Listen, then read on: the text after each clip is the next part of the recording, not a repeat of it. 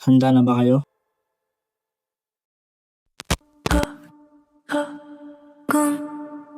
May bad energy ba dito?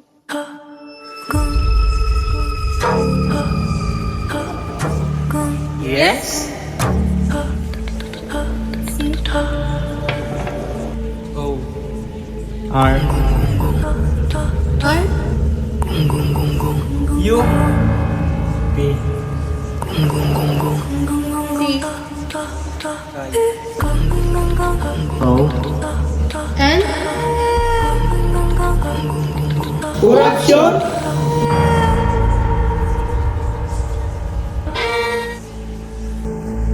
Gising na, hindi ka anak ng kontraktor. Ganyan yung issue. Pinakakurap na gobyerno sa mundo. Mahirap nga ba talaga ang Pilipinas? Gayong limpak-limpak ang nananakaw ng korupsyon. Is this the nation we really dreamed of? A nation where corruption strives while the innocent suffer? Hanggang kailan tayo magbubulag-bulagan sa katotohanan? Hanggang kailan tayo mananahimik? Araw-araw may perang para sa bayan, ngunit sa bulsa ng iilan napupunta ang pondo't dangal ng sambayanan. Pang-edukasyon, pangkalusugan at tulong sa mamamayan, unti-unting nawawala dahil sa kaskiman.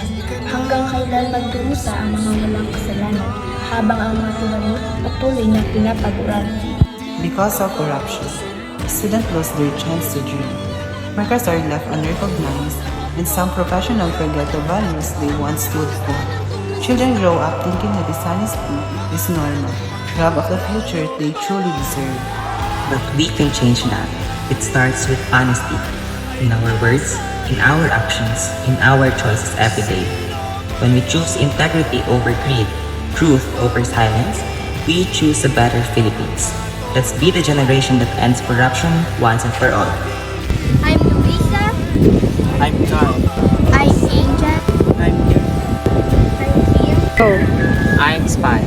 And I know We, the Humanista, stand against corruption because every act of truth brings us closer to the future we deserve. Kala nyo ba ang kapangyarihan ay nasa